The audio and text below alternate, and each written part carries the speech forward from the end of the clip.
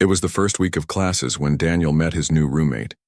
He had been nervous all summer, wondering who he would be living with in the small college dorm. When the door opened, a tall figure stepped inside carrying only one suitcase. His name was Kale, and at first glance he looked just like any other student, but something about him felt different. Daniel noticed his eyes first. They were a shade of gray that almost seemed to reflect light. Not like shiny eyes, but more like storm clouds before thunder. Kale smiled politely, but it was not the kind of smile that reached the eyes. It was controlled, practiced, like he had learned it by watching others. Daniel tried to ignore the strange feeling, telling himself he was only overthinking. After all, new roommates always felt awkward at first. Still, from the very first night, little things began to stand out. Kale never unpacked his suitcase fully. Instead, he kept most of his belongings neatly folded inside.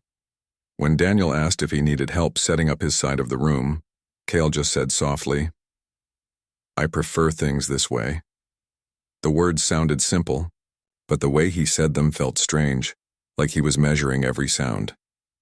At dinner in the campus cafeteria, Daniel noticed Kale never touched the regular food. He would buy a plate to look normal, but he never ate more than a bite. Later in the room, Daniel saw Kale take out a small metal container from his suitcase. Inside were small cubes glowing faintly blue. Kale would place one on his tongue, and it would dissolve instantly, leaving no trace. Daniel wanted to ask, but he decided not to. He told himself maybe it was just some kind of energy supplement from another country. Still, he could not stop wondering. There was also the matter of mirrors. Whenever Kyle walked by the mirror near the closet, he turned his head away. He never once looked at his own reflection. Daniel thought maybe Kale was just shy or uncomfortable. But even at night, when Kale thought Daniel was asleep, he would avoid the mirror. And then there was the language. Daniel often woke up in the middle of the night and heard Kale whispering, not in English, not in any language Daniel had ever heard before. The words were sharp and flowing at the same time, like water running over glass. Sometimes the whispering would stop suddenly, and Kale would sit in silence for a long time. Daniel would lie still, pretending to be asleep, his heart racing. He wanted to ask in the morning, but something inside told him not to. Better to act normal, better to pretend nothing was strange, but pretending grew harder each day. One evening, Daniel invited a few classmates over to study. They sat on his bed, books open, snacks scattered on the desk. Kale returned quietly and stood by the door for a moment. Everyone turned to look, and silence fell. Kale smiled again, that strange, practiced smile, and muttered, "Hello." But Daniel noticed his hands were clenched tightly, almost trembling. When the classmates left, Daniel asked if Kyle was okay. Kyle only replied, "Too many people," and then lay down, staring at the ceiling. Daniel thought it was an odd answer, but he didn't push further. As days passed, curiosity kept growing. He tried searching online for the glowing cubes. For any culture where people avoided mirrors, nothing matched. One night, while Daniel pretended to read, Kale pulled something out of his suitcase. It was small, metallic, and shaped like a stone. But when Kale touched it, glowing symbols spread across its surface. Daniel froze, his eyes fixed on the strange object. Kale whispered the same strange language again, faster this time, like a chant. The object glowed brighter, pulsing softly. Daniel's heart pounded. He wanted to say something, but fear locked his voice. Then, just as suddenly, Kale closed his hand and the light vanished. He looked around the room carefully, almost like he was checking if anyone was watching. Daniel quickly lowered his head, pretending to be focused on his book. But inside, he knew the truth. His new roommate was not normal. Something about Kyle was not human, and Daniel was living only a few feet away from him. The night was quiet, and Daniel was sitting at his desk.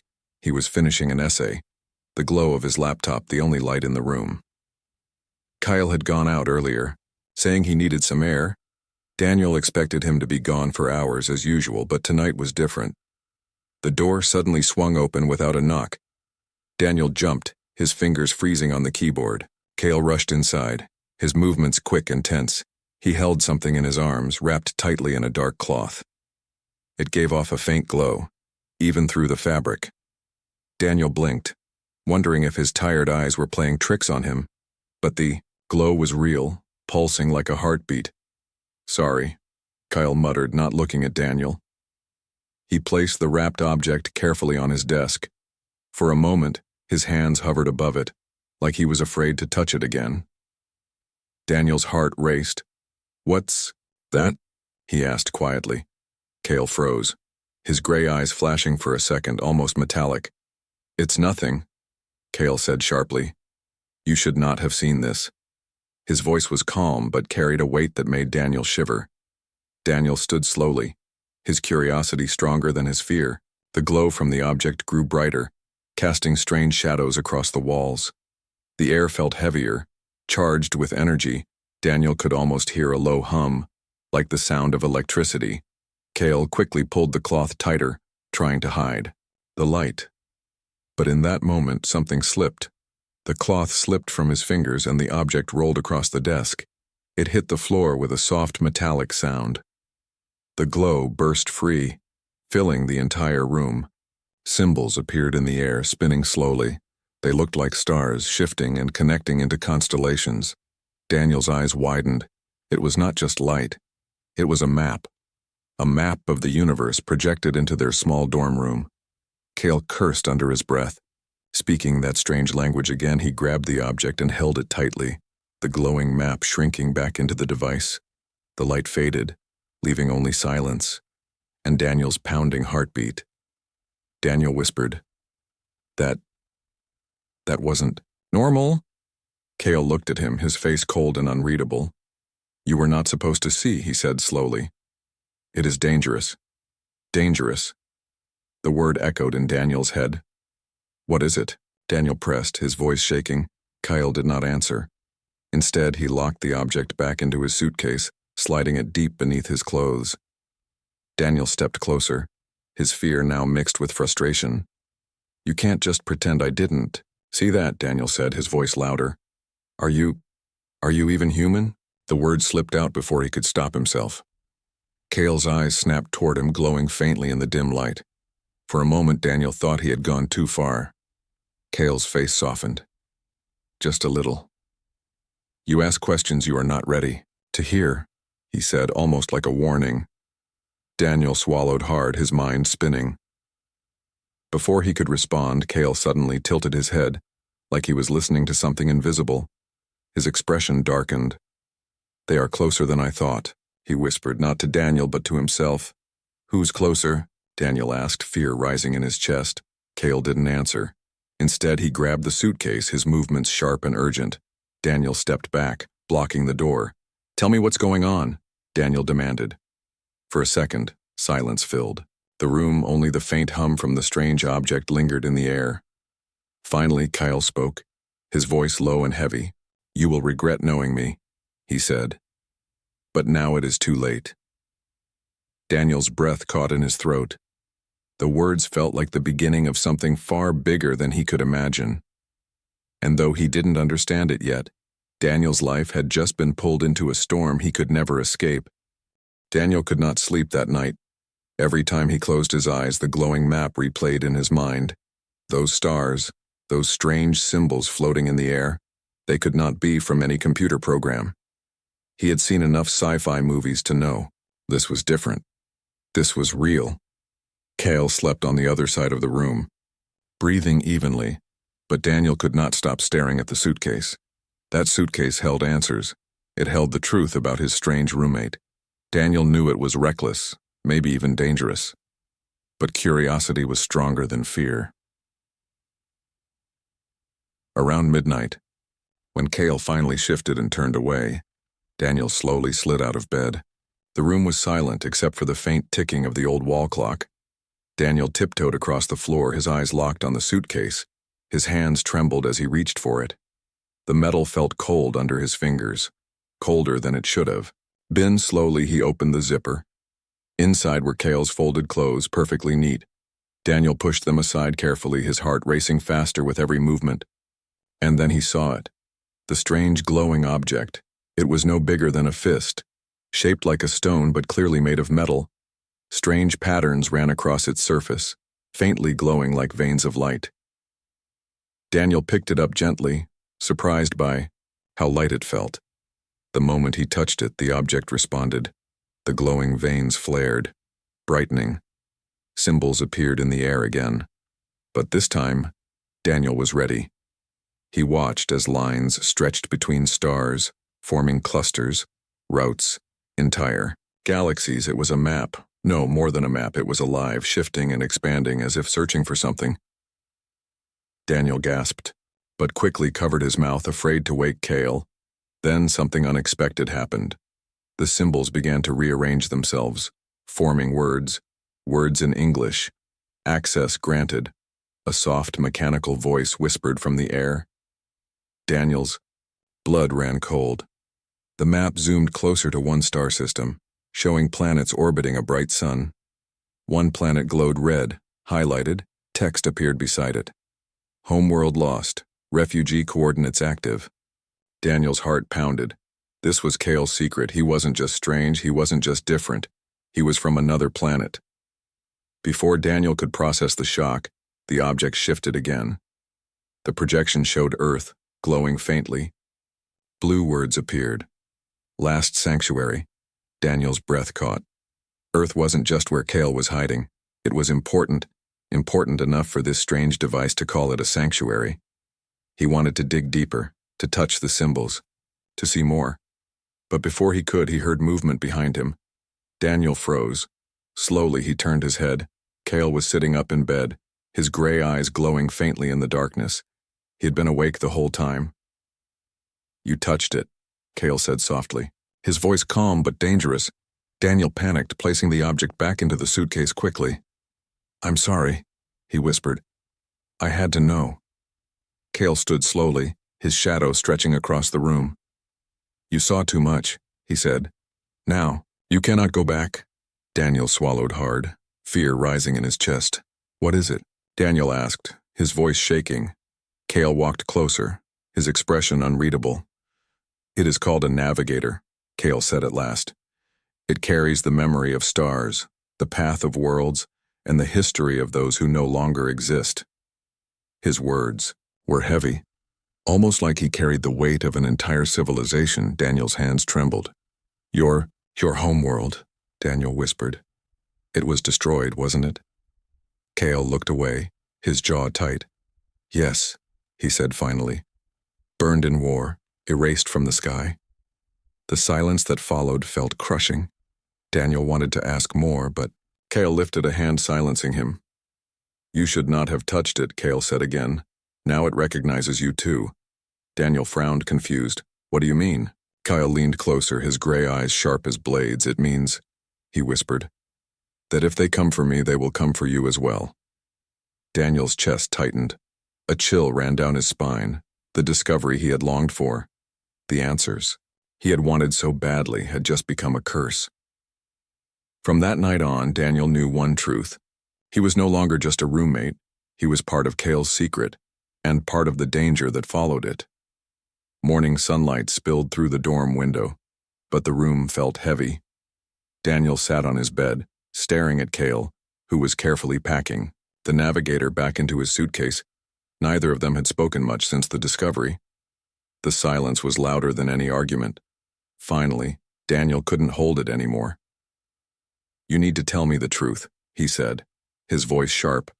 Cale paused, his back still turned. "There is no truth that will make you safer," Kyle replied, his tone low. Daniel stood up, his chest tight with frustration. "Stop pretending," he said. "I saw the map. I saw Earth. I know you're not from here." Kyle turned slowly, his storm gray eyes locking on Daniel. "You think you are ready to know," he said, "but knowledge is dangerous." "I don't care," Daniel snapped. "I live here too. I deserve to know why my roommate carries a glowing alien machine under his bed." For the first time, Cale's expression changed. The practiced smile was gone, replaced by something weary, almost human. He sat down on the edge of his bed and folded his hands together. "My name is not Cale," he said softly. At least, not the way you say it. Daniel frowned. Then what is it? Kale spoke a word, sharp and strange, filled with sounds no human mouth should make. The air seemed to vibrate when he said it. Daniel shivered. That is my true name, Kale explained. But here, Kale is easier. Daniel swallowed, his curiosity burning stronger. And where are you from? He asked. Kale's eyes darkened. A world you will never see, he said. It no longer exists. Daniel hesitated, remembering the glowing red planet on the navigator. It was destroyed, he whispered. Yes, Kale answered. Burned, by those who hunt me still. Daniel felt a chill crawl across his skin. Why are they hunting you? Kale looked down at his hands as if debating whether to speak. Finally, he said, Because I carry something they want. The navigator, Daniel guessed. Kale nodded slowly. It is more than a map, he said. It is a memory of everything my people were, their knowledge, their history, their hope. Daniel took a step closer, his anger fading into something else. You're not just hiding, Daniel said. You're protecting it. Kale met his eyes, silent for a long moment. Then, he said, yes. Daniel sat back down, overwhelmed. He had expected a lie or maybe silence. But instead he was staring at someone who carried the last pieces of an entire civilization. It was too much. Yet, before he could ask more, Kale's expression hardened again. You should leave me alone, he said firmly. Forget what you saw, pretend you know nothing. Daniel shook his head. You think I can forget this? He asked, his voice breaking. You think I can just pretend my roommate isn't an alien, isn't being hunted, isn't carrying something that could change everything? Kyle's jaw tightened. You must, he insisted, because if you do not, you will die with me. The words hit Daniel like a punch. For a moment, he almost believed Kale was right. But then he thought about the glowing map, about the word sanctuary written next to Earth. Something told him this was bigger than fear. Maybe I don't want to walk away. Daniel said quietly. Kale's eyes narrowed. You do not understand what you are saying, he warned. Daniel leaned forward, his voice steady. Then explain it to me, he said. Help me understand, because I'm already in this whether you like it or not. For the first time since they met, Kale looked truly conflicted. The mask of calm control slipped just a little. He seemed almost afraid. You are stubborn, Kale said finally. A faint trace of something like respect in his tone. Daniel gave a small, nervous laugh. You're not the first person to tell me that.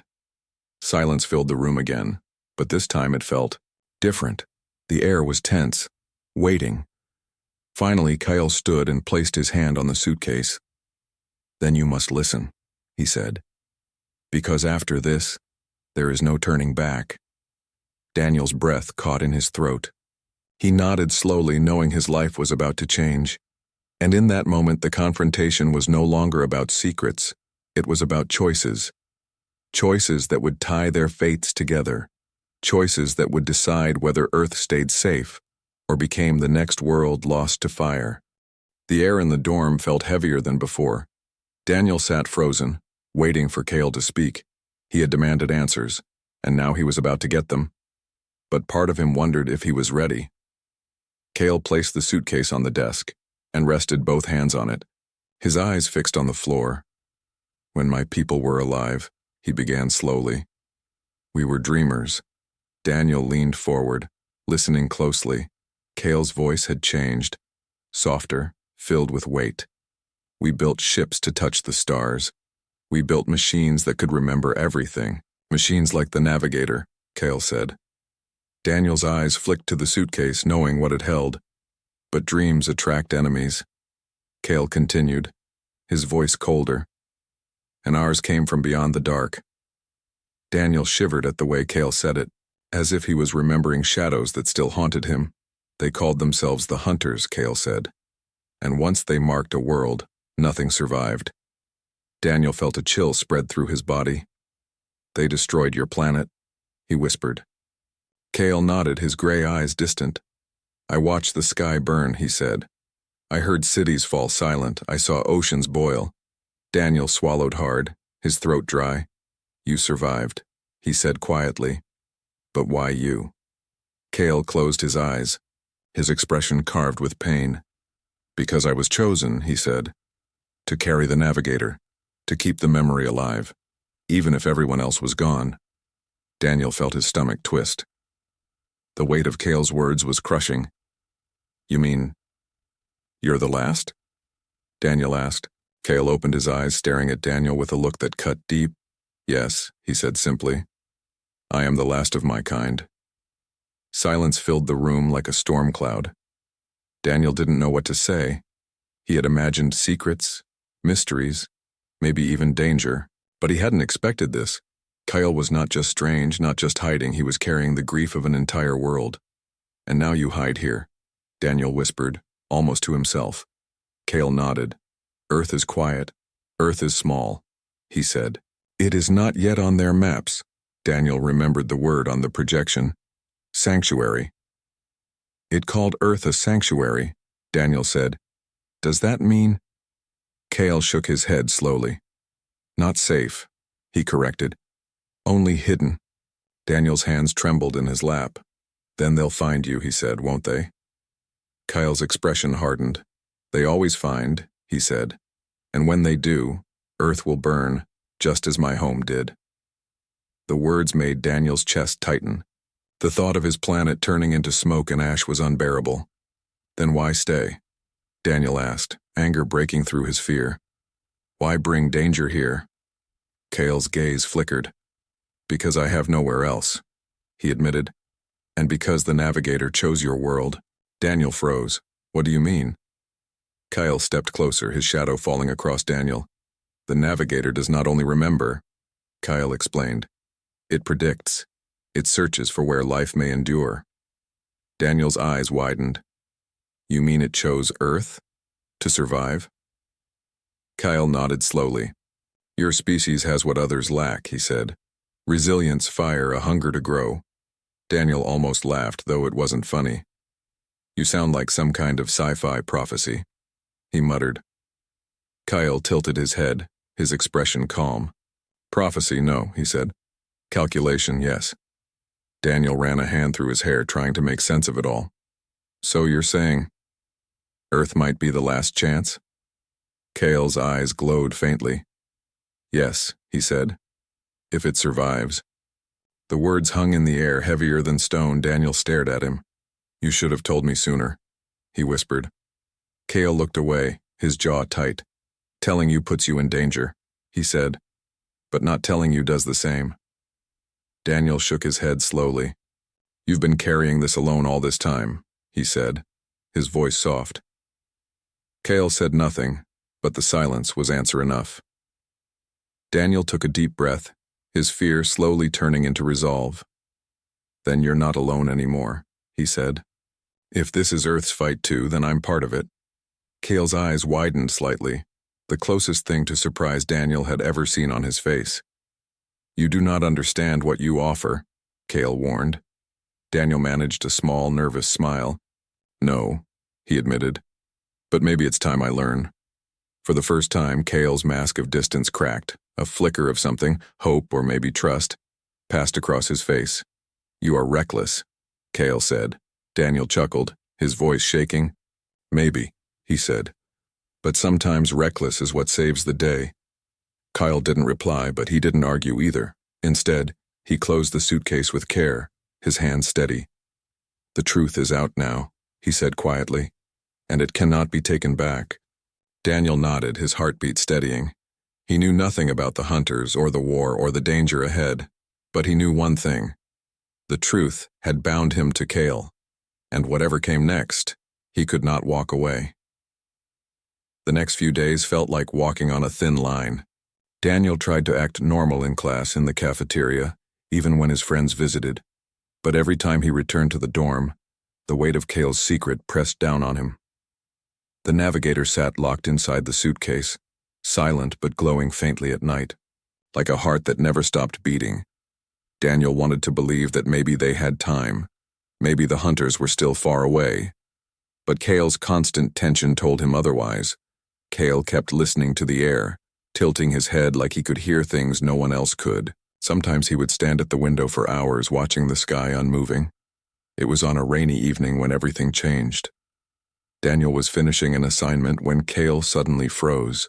His gray eyes narrowed, and his entire body went rigid. "What is it?" Daniel asked, his voice tight. Kale raised a hand, signaling for silence. The rain tapped against the glass, steady and calm, but Kale's breathing had quickened.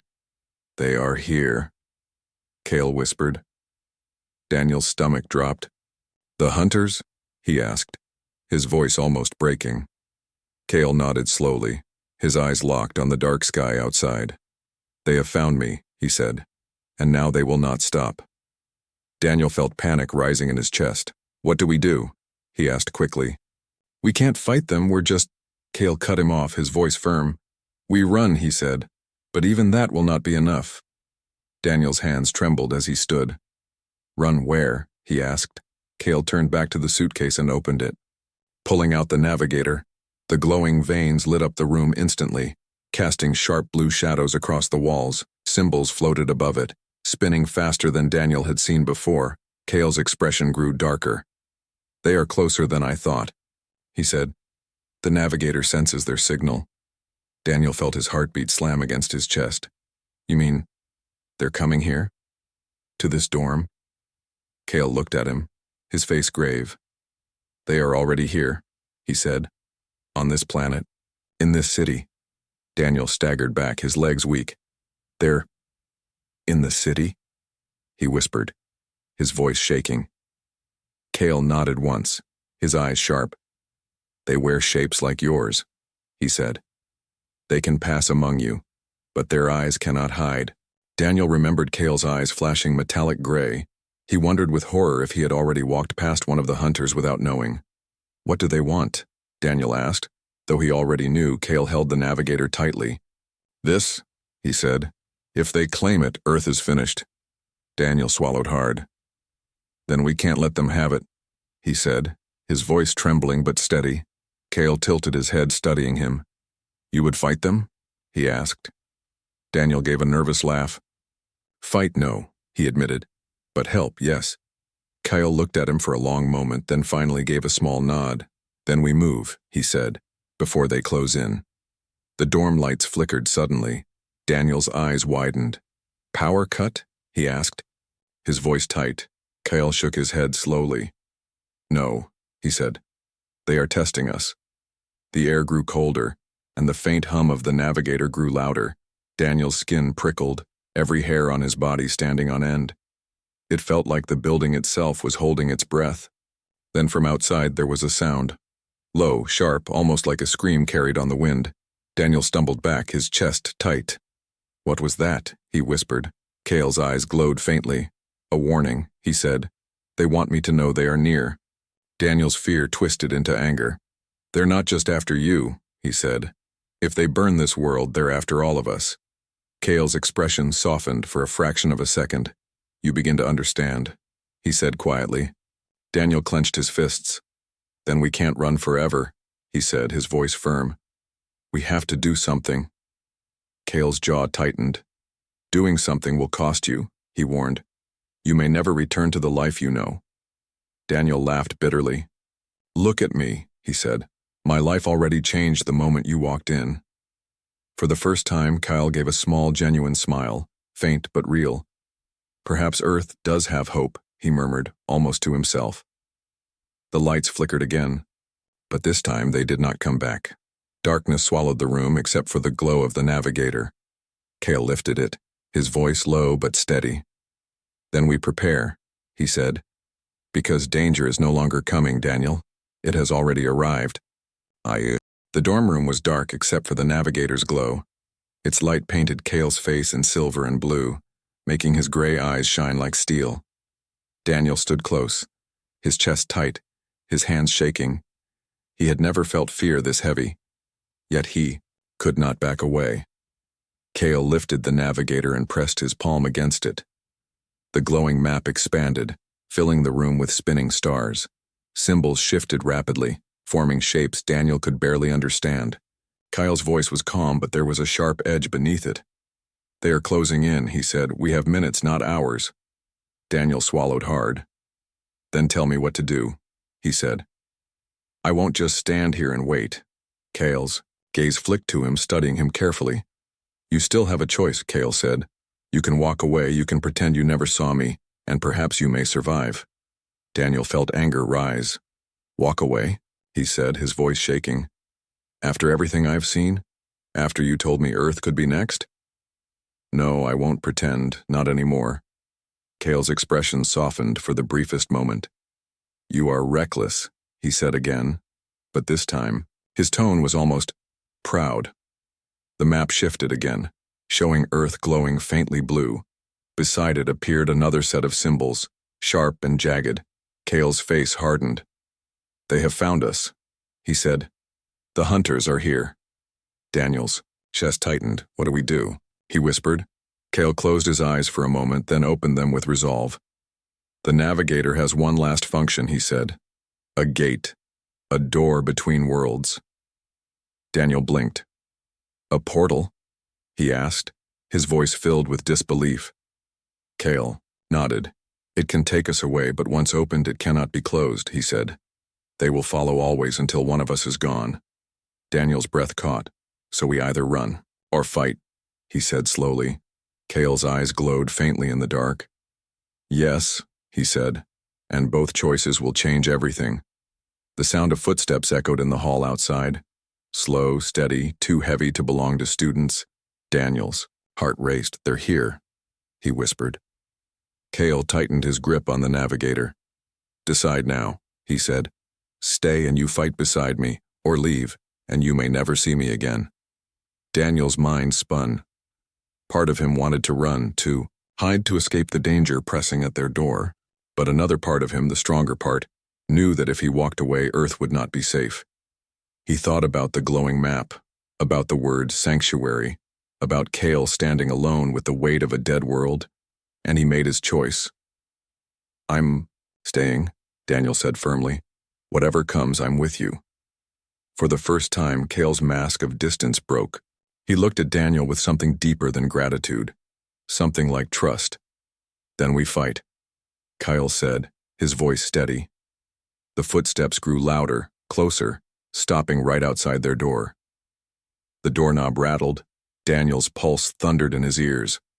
Kyle raised the navigator high, its light blazing brighter than ever before. The stars shifted, collapsing into a single blazing point. The air crackled, and a circular doorway of light began to form in the middle of the room. A portal, spinning and alive. Daniel stared, unable to believe his eyes. "It's real," he whispered. Kale's voice was calm, but his grip was tight. "This is not escape," he said. "This is war." The door burst open, and shadows filled the room. Figures stepped inside, tall and wrong, their eyes burning with cold fire. Daniel's breath caught. The hunters. Kale turned to him, his voice strong. "Now, Daniel," he said. "Stand with me." Daniel clenched his fists, his fear burning into something sharper. "I'm here," he said, his voice steady. The room shook as the hunters advanced, their shapes twisting in the navigator's glow. Kale stepped forward, the portal blazing. Behind him, Daniel stood at his side, his choice sealed, and as the first hunter reached for them, Kale whispered, "Everything changes now." The light of the navigator flared, swallowing the room in brilliance, and Daniel knew his life would never be the same again.